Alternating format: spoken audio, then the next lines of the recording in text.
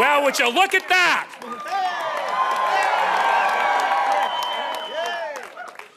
Here we are.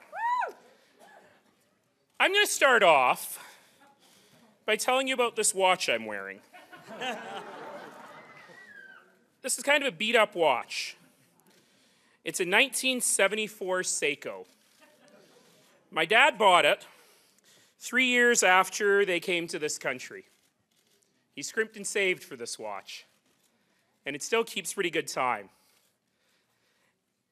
I've been wearing this watch for the last 3 years, since the last time we were in a sweaty basement room. And I think a lot when I look at this watch. I think of the story of my dad and the story of our family, which is such a Canadian story, such a Calgarian story.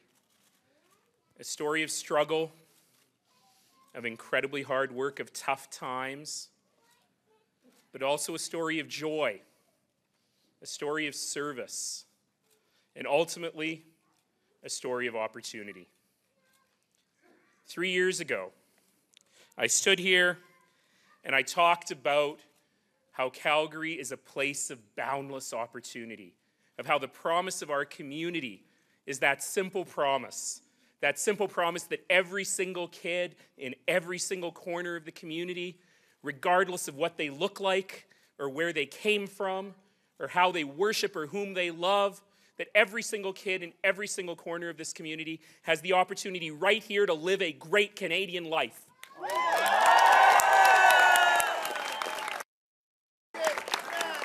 And I want to say,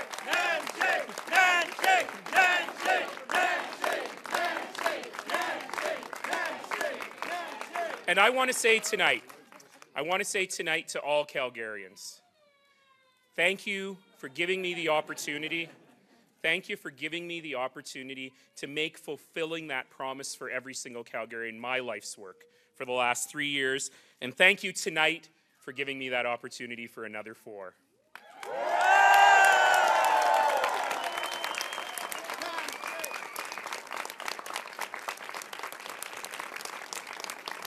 Let me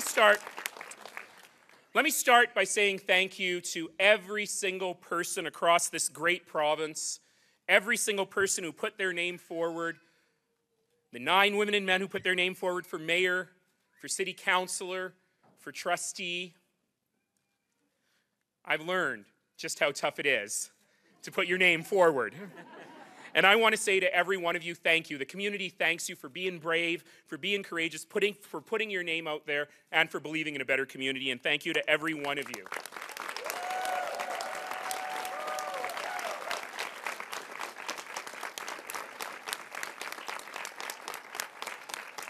Now, many of you are still waiting to hear whether you won or not. But for those of you who did win tonight, I want to say congratulations. We have a lot of work to do together throughout this province, and I look forward to working with every one of you to make this city and this province even better. I also want to give a special thank you to the families of all of the candidates. I've learned over the last 3 years how tough it is to be the family of not just a candidate, to be the family of a politician.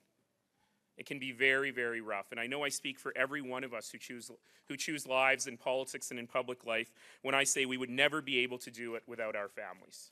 And I got to say, tonight I've got with me my ginormous family.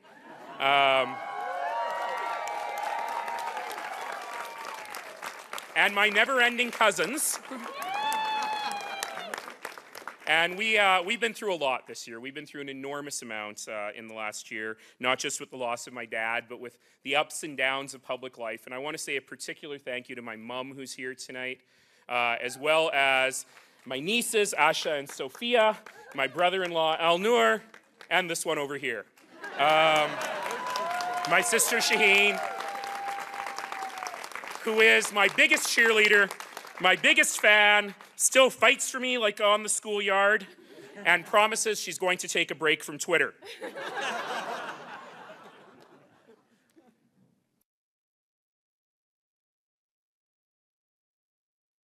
And what we were reminded of in this summer that none of us are ever going to forget, is the extraordinary nature of the people that live in this place. Of the extraordinary nature of citizens who give their all, who give their hands and their hearts and their souls and their minds to help their neighbors every single day. And I want to say in particular to every single volunteer who worked on every single campaign, every single door knocker, every single sign waver, every single phone caller, every single social media web designer, every single one of you.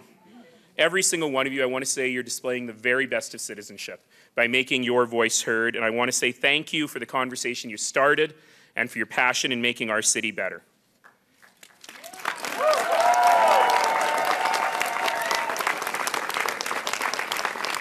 In particular, though, one of the city council members is phoning me. Not all of them have been known for good timing. In particular, though, I got a shout out for Team Purple. You went from the Purple Army to the enormous work that you did, and I thank you for it. So, to Team Purple and all the other teams out there, I got to tell you something. I know you're exhausted. I feel you. Many of you are happy to have a rest tomorrow. I will remind you that City of Calgary bylaws require all the signs to be cleared within 36 hours, so your rest is not there quite yet. But I do have a message for you. Well, I hope you get some sleep tonight. My message for you is don't stop. Don't stop caring about your city as much as you do right now. Don't stop giving of your heart and your hands to make this community better. We need you. Calgary needs you. We need your skill and we need your compassion. So don't stop giving all you can. Your fellow Calgarians are depending on you. They always have.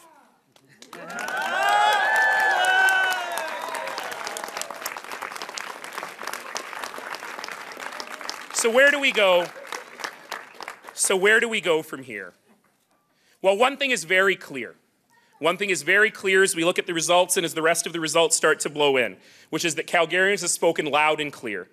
They've spoken loud and clear about the kind of community they want. A community of great, livable, walkable neighborhoods everywhere. A community that welcomes all, a community of endless opportunity. Not a community of never-ending sprawl. Not a community of subsidized development.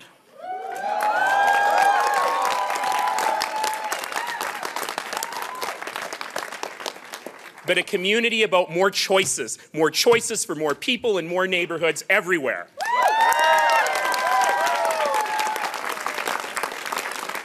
And I have to tell you what Calgarians know.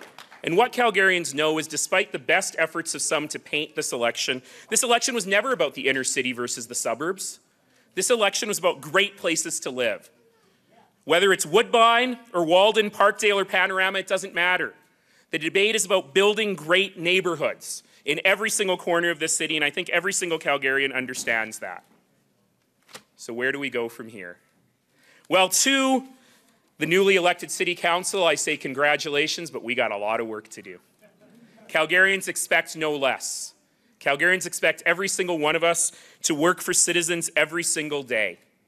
And as we do that with a clear mandate from Calgarians to work on even better transportation, acknowledging people's choices to drive, to walk, to cycle, or to take transit, and making sure that every one of those choices is respected and everyone has great options on how to participate and get around in this great city.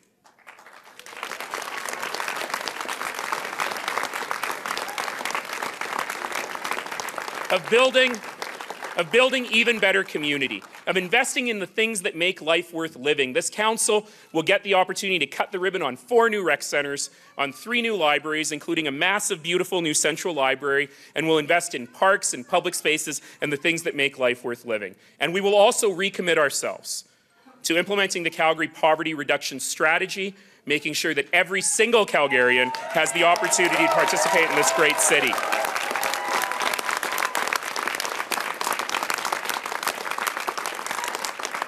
We'll continue to build even better government.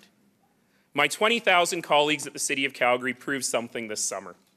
And they proved precisely how blessed we are to live in a place where government works and where public servants go to work every single day to keep us safe and to make our communities better. From firefighters to garbage men, every single one of them does enormous work. I've always been proud of my 20,000 colleagues at the City of Calgary. I've never been more proud of them than I was after their work this summer. But we can do better. We can have even better government. We can continue to cut red tape. We can continue to be even more focused on citizens in all we do. And let me say today, a special congratulations to the newly elected Mayor of Edmonton, Don Iveson, who is going to be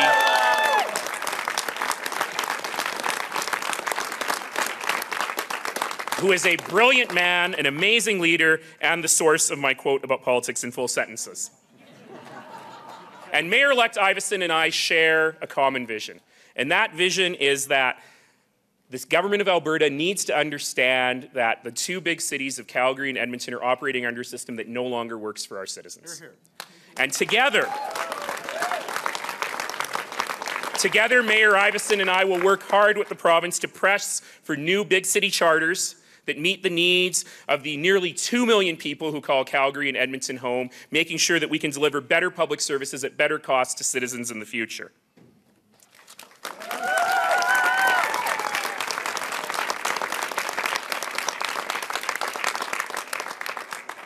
So it's typical to end an election night speech with the phrase, "Let's get to work." So I will. But you know what? This isn't work for the mayor.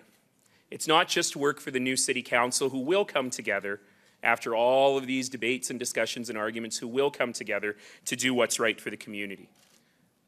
But it's work for every single one of us. It's in all of us, and it's in all of you.